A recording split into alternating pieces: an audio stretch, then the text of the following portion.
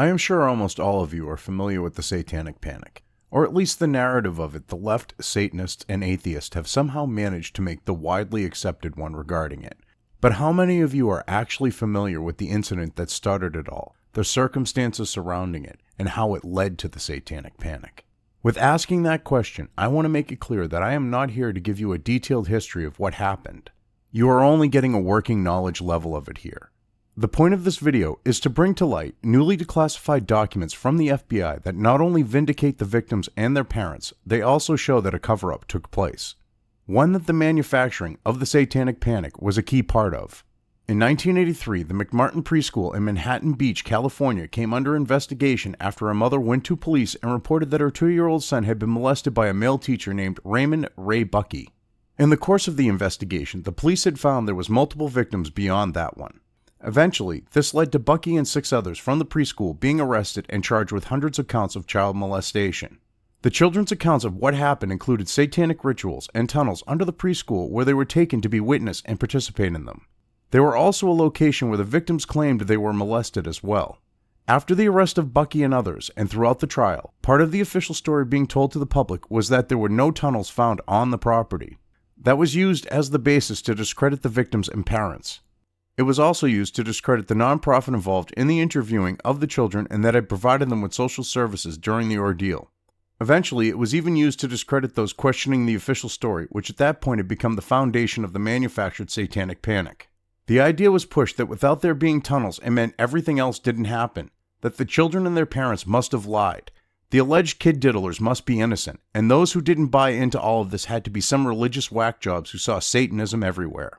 Well, I'm here to tell you that there were actually tunnels under the McMartin Preschool. Both law enforcement and the legacy media perpetrated a cover-up to hide this from the public for some reason beyond discrediting the victims, their families, and later on those who did not buy into the official story. Tucked away in a documents dump by the FBI on the Finders cult was the evidence that proves their existence was hidden from the public and the official story is a lie. In the PDF file containing the individual documents from the dump, there is a diagram of the McMartin Preschool and the surrounding properties, along with a preliminary report that appears to be from a team of forensic archaeologists documenting their findings as part of the investigation into the claims made against Raymond Bucky and the other members of the staff at the preschool. This here is the diagram of the McMartin Preschool they made during the course of the investigation. Even though the quality of it isn't the greatest due to it being a copy of a copy many times over before it was digitized, you can clearly see that they found multiple tunnels and entrances to them and documented it. There is no denying that when looking at this diagram. It is clear as day that they did, and it should be enough to vindicate everyone who was attacked using the Satanic Panic in this case. But I know it isn't going to do that. I know that not even the preliminary report alongside it will do that, and it is even more damning. The person who wrote this preliminary report made it very clear on what they found in the course of their investigation of the McMartin Preschool property. There is no way to deny their findings. They are well documented here. I can only imagine what else was included in the final report. That is, if they were actually allowed to write one up. Because it is pretty clear someone wanted the existence of these tunnels kept from the public as part of a cover-up of what had been happening there.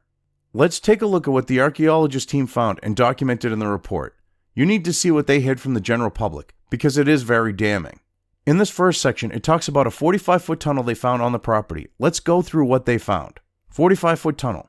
9-foot wide subterranean entrance found under the west wall of the dog room, classroom 4, redacted classroom. Avocado tree roots cut on both sides of the entrance. A Disney bag, copyright 1982, found 4.5 feet below the classroom 4 and 3 inches to 6 inches from the entrance under the foundation, classroom 4. Tunnel proceeded south, then east, 45 feet through classroom 4 and 3 and north, then east 10 feet within classroom 4. Tunnels were 30 inches wide, 44 inches to 46 inches deep, with the top of the tunnel 30 inches under the classroom floor. The footing between classroom 3 and 4 was arched where the tunnel passed underneath and 12 inches shorter in depth at this location than the same footing 12 feet to the north. 4 large upright containers were found in the tunnel under the arch, obviously hand-placed. A 9-foot wide chamber was found along the tunnel under classroom 4. Top of the chamber and top of sections of the tunnel had layers of plywood covered with tar paper which had apparently been supported by cinder blocks and 2x2 and 2x4 wooden posts found underneath. Tunnel features made it evident the tunnel was hand-dug. They found a 9-foot wide entrance under the west wall of a classroom to a 45-foot long tunnel attached to other tunnels. The roots of an avocado tree were cut around it so not to obstruct going through it. They were large enough and wide enough for adults to go through them, even if they had to duck while doing so. The footing between two classrooms was arched where a tunnel passed under it. Large containers were found placed in the tunnels. They even found a 9-foot wide chamber along the tunnel system under a classroom that was dug out by hand and had cinder blocks and makeshift wooden supports holding the dirt and classroom floor above it up. That was just one of the sections of tunnel, too. What the archaeologist team found is exactly what the kids described, including the chamber. Yet we were told there were no tunnels and there was nothing to see here. This isn't the only place in the report where the kids are vindicated either. In the next section they are as well, even more so than the first. Here, let me show you. 7-foot tunnel extending into triplex next door. Tunnel extended from the bathrooms of the office and classroom 1 to the front yard of the triplex next door. Front yard concealed from the street by 3-car garage. Children described entrance and exiting tunnel in triplex yard exactly where tunnel and exit were found. A 39-inch by 41-inch area under a hole cut in the neighbor's bathroom floor had been excavated and subsequently filled. In this section, you have the person writing the report literally stating that they found the entrance to this 7-foot section of the tunnel system exactly where the kids said it would be. Not only that, it was just as they described. A tunnel entrance that was clearly where it was by design. It was in a place that allowed for people to enter and leave the McMartin Preschool and no one be the wiser from the street. Personally, that sounds like an entrance to a kid diddler's paradise for political and societal elites if you ask me. That's just my opinion though. Not only did they find this entrance the kids told them about, they found what appears to have been another one that had been cut into the bathroom floor of a neighboring location. I guess that one had to be the VIP entrance for the elite of the elites with it being out of the public's view like it was. Up to this point, everything here is unsettling and creepy if you really think about it, and it just gets worse too. In the last section titled, Other Significant Facts, there are some things that only a place for child predators would have. See for yourselves. Other significant facts. A small white plastic plate with 3 pentagrams hand-drawn on the top of light green paint was found by the archaeologist in the stratified dirt in the play yard. Per historical archaeologist, pentagrams were hand-drawn by an adult and not part of the manufacturer's design. Many other artifacts found whose analysis will be released upon completion tests. No doorknobs were on Classroom 3 door, only a deadbolt lock. Each classroom had an on-off light switch labeled fire alarm. System did not connect to fire station but was used as an alert within the school. More than 2,000 artifacts were found under the school floor, including over 100 animal bones. I could care less about the plate with hand-painted pentagrams on it at this point. To me, that looks like it was put there intentionally to be found with how it was buried in the play yard. Not only that, I don't see Satanists performing rituals with plastic plates. That just doesn't work for me. But I'm going to suspend my lack of belief and assume that they do. If it was being used in that way, or had some other significance, they would have found it in the tunnels, not buried in the play area. What I think is, someone wanted that plate to be found hoping its discovery would help sell and fuel the manufactured satanic panic that the legacy media and others were instrumental in creating. It is just too convenient and reeks of the ill-planned and desperate tactics the left uses today. I wouldn't be surprised if the pentagrams were painted on the plate going the wrong way. I bet they were orientated for Wicca, not Satanism. With that, I think somebody really needs to get their hands on an evidence photo of that plate just to see for ourselves. If someone does, anyone want to bet against me on this? Or do you think they could be too? But in all seriousness, what did catch my attention and concern me in this section only leads to McMartin Preschool being a pedophile's playland. Or, I could be wrong and it's some sort of child prison. With one of the classrooms, there were no doorknobs on the door. There was only a deadbolt lock. With a room that is actually being used by people, the only reason why there would be just a deadbolt is to lock them in it. There is no other reason for it. That classroom, a term I'm using very loosely here, was set up to keep the kids in it. For what reason we will probably never know. I'm sure it isn't a good one either, unless you diddle kids, I'm guessing. Then there is the fact that all of the classrooms had a light switch labeled fire alarm that was wired to be used as an alert in the school for something clearly other than fires. That, no pun intended, should set off major alarms with anyone on things not being right at the McMartin Preschool back then. There is only one reason that I can think of for their setting up an alert system disguised as a fire alarm like they did. It was put in so they wouldn't get caught with their pants down, both literally and figuratively. That is the only thing that makes any sense here. There would be no other need for it.